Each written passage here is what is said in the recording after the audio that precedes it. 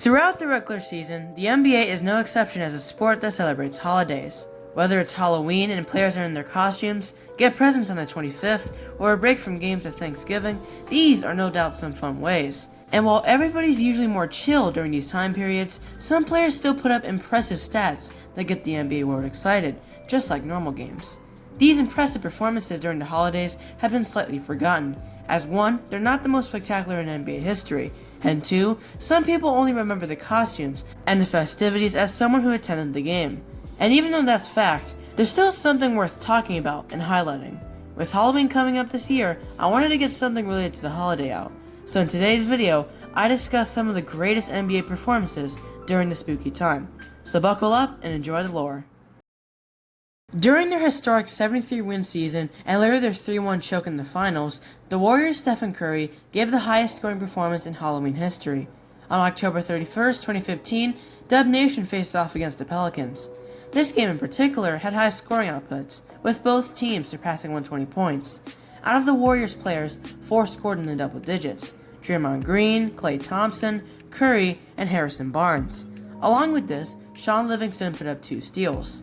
Curry began putting up a mix of 3-pointers and mid-range shots. He had 10 points in the first quarter and added 5 in the second, for 15 in the first half. In the third quarter, Chef was lights out. He connected 5 of 7 attempts from the 3-point line and was 10 for 13 from the field, while the Warriors took the lead. And in the fourth, Curry began showing some defense, grabbing 3 steals and scoring a further 10 points. Curry finished the game with 53 points, 4 rebounds, 9 assists, and 4 steals, with 17 for 27 efficiency from the field, almost a 50-plus point double-double. For the Pelicans, Anthony Davis dropped 26 points and 15 rebounds, including 2 blocks on 8 for 17 from the field. This was the Warriors' 3rd game of the season, and was part of their 24-win streak. In the early 2010s, Derrick Rose was one of the NBA's biggest rising stars. He won the MVP in 2011, made All-NBA First Team, averaged 25 points per game, and led the Bulls to a conference finals appearance and 62 wins. However, after suffering his infamous ACL tear in 2012, this effectively derailed his career. Eventually, his time with the Bulls came to an end, and he was hopping teams. By 2018, he had just been traded to the Minnesota Timberwolves, and was only averaging a measly 8 points per game, continuing to struggle with injuries. Starting with the 2018-19 season, Derrick Rose came out with a bang. In a game against the Jazz, Rose put up a career-high 50 points, as well as 6 assists, 4 rebounds, 1 steal, and 1 block. He shot 19 for 31 from the field, 4 for 7 from 3, and 8 for 11 from the free throw line. Despite Rudy Gobert and Donovan Mitchell's efforts, including 13 rebounds and 4 stocks by the former, the Jazz still barely lost to Minnesota by 3 points. Rose had 19 points in the third, and 15 points in the fourth, combining for 34 points in the second half. His performance was impressive, especially for someone who had been struggling with major injuries in his career. This performance led to widespread attention across the media and NBA players. LeBron James posted about it, and then Karl-Anthony Towns, Chris Paul, Stephen Curry, Kyle Lowry, Al Horford, and Bam Adebayo. This was one of the most surprising performances of the season, and it showed that Rose still had something left in him. Rose was emotional after this performance and meaned a lot, and his reaction is one of the most heartwarming things in NBA history. You can see you're very emotional. A huge victory for this team, and it comes from you and your career-high 50 points.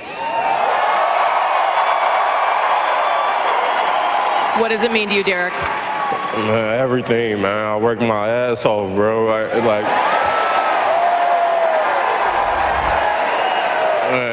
I wouldn't have did this for the franchise, the organization, the fans, everybody, man. I wouldn't be able to play the way I play, man.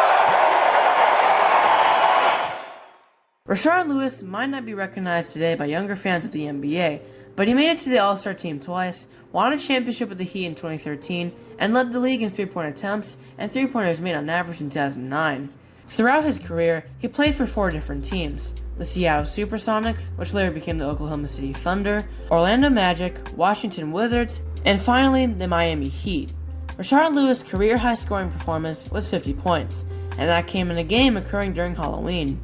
In the 2003-04 season, Seattle played against the Los Angeles Clippers, with one twist. The arena was all the way in Japan. Yes, NBA games have been played outside of the United States for that long. Rashard Lewis kicked off his performance with a hook shot 15 seconds into the game. In the first quarter, he scored 15 points and continued his impressive efficiency into the second. And by halftime, he had 26 points, 5 rebounds, 3 assists, and a block. In the fourth quarter, he scored 12 points twice, just enough for him to hit the 50-point barrier. Rashard finished the game with 50, 8, 4, and 1, with 72% efficiency from the field and 57% from 3.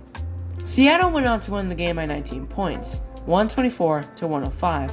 Another notable thing in this game was that All-NBA player Elton Brand, playing for the Clippers, didn't suit up. In this season, Seattle failed to make it to the playoffs, finishing with a 37-45 record, last in their division. Last season, John Morant didn't make it to the All-Star team for the second season in a row, despite averaging 23 points, 7 assists, 4 rebounds, and 1.2 steals, along with Memphis making it to the playoffs. But one thing that was notable about his season, he dropped a triple-double at Halloween. Against the Bucks, Morant had his only triple-double of the season. Playing in 28 minutes, he put up 26 points, 10 rebounds, 14 assists, and a steal on 56% efficiency from the field, 40% from 3, and 85% at the free throw line. Memphis was able to blow their opposing team out. The final score was 122 to 99. Morant scored 10 in the first, then 11 in the second, for 21 in the first half, with 4 rebounds and 5 assists. Though he went silent in the third quarter, he added another 5 points to finish the job, even though Memphis was clearly going to win, and benching Morant was part of load management. At the time of this win, Memphis was 3-3. Not exactly an optimal start. This performance was Morant's 12th triple-double, and his first since the 2022-23 season, before Morant dealt with a lateral tear that caused him to miss most of 2023-24. In only 2 seasons, Victor Wembanyama has proved his potential as one of the greatest prospects in NBA history.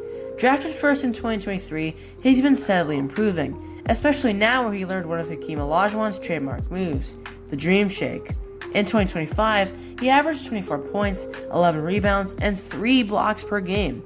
Numbers good enough to likely win Defensive Player of the Year next season, assuming his stats remain the same.